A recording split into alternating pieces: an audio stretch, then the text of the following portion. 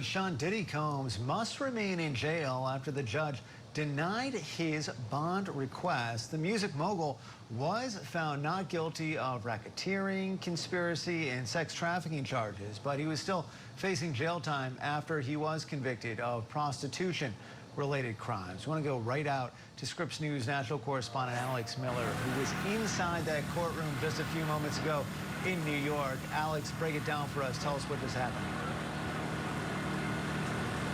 Well, definitely a calmer environment than this morning, Andrew. They are finishing up this hearings, putting together some odds and ends. But the most important takeaway today is that Sean Combs is going to stay behind bars for the foreseeable future. The judge denying his bail, though the defense offered a very long reason as to why they felt he should be able to get out, particularly in the document itself. They said he should be able to get out because of his family and all of the things that he missed. But then when they were in front of the judge today, they talked about these exceptional circumstances, which is what they were required to make.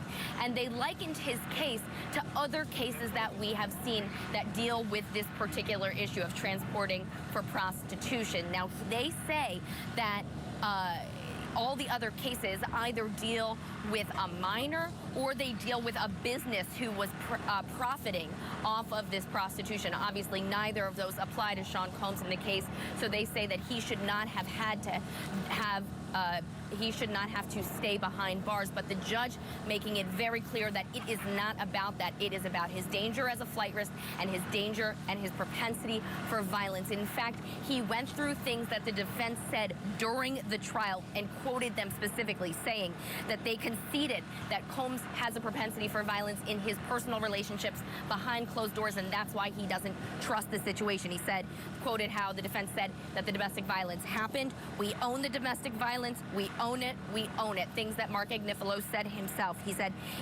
Mark Agnifilo during the trial said, if he, Sean Combs, was charged with domestic violence, we wouldn't have a trial because he did that.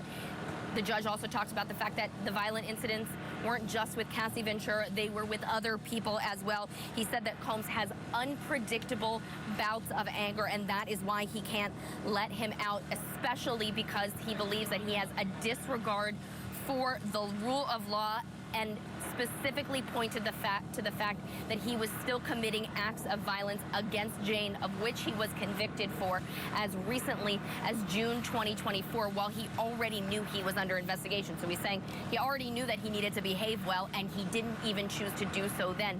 So how can I know that he is going to behave himself now? And so that is the reason that he is not being let out of prison right now. They did set a temporary sentencing date for October 3rd, but we know that that date is going to get moved up. The defense has already waived any sort of investigation that is typically done before sentencing, but there's a big discrepancy right now of what those sentencing guidelines even are. So both sides need to meet behind closed doors and discuss this, because the defense thinks the guidelines are 21 to 27 months, so roughly 2 years, and the prosecution thinks it's 51 to 63 months, about 4 to 5 years. And so they need to figure out what the guidelines are going to be that they use. But the judge has made it clear that Combs is going to get credit for time served. He's served about 10 months so far. So either way, it's looking like he's not going to serve a very long sentence. And right now, he has again, served these 10 months in prison. And so there's a potential that he could really only be serving a little bit of time, because the defense has already said they're going to argue that because he wasn't engaging with a minor and he wasn't part of a business that was profiting when he was utilizing these escorts, that he should have a lower than normal guideline put into place, a lower than normal sentence. So we can see that this is very much far from over when it comes to how much time we are expecting Sean Combs to serve behind bars. Mark Agnifilo really leaning into this in the last couple of minutes that I was in that room, saying that he was looking for a glimmer of light from the judge to try to get him to allow Sean Combs to be out on bail. Doesn't seem like that's going to happen. And as far as I know, the judge was very clear that he is not going to allow him out on bail. So that's really the long and short of it, Andrew, is that the judge says that he doesn't trust that Sean Combs would not be violent if he was let out of prison, and that there's a lot of work to be done to figure out even what his sentence will likely look like.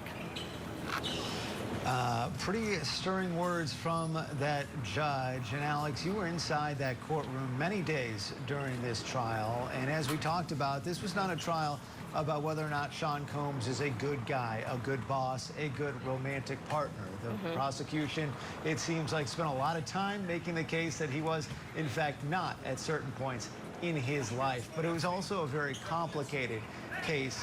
Where you are, what have been some of the reactions over the past, 8 or so hours since we first learned of this verdict? And is there any potentially bigger sort of takeaways that you've had from your perspective covering this trial?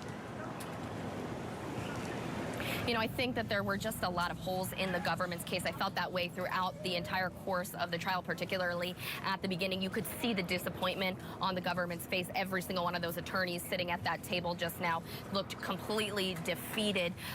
Outside, there's been a lot of support for Sean Combs. It happened a little bit at the beginning, but I think the support for him has gradually grown, at least on the ground here. Obviously, there really hasn't been anyone here to support Cassie, and there were a few women's rights groups here over the course of the last week, but only a few people here at a time. So I do think it's interesting to walk away knowing that so many people ended up showing up for him in person.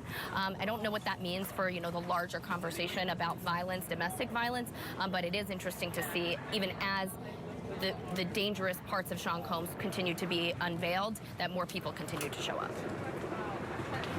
Scripps News national correspondent Alex Miller. Alex, thank you for all your work covering this trial. And as you mentioned, it is not over yet, but certainly a memorable day and a memorable verdict when it comes to what we saw over the past few weeks. Alex Miller, New York.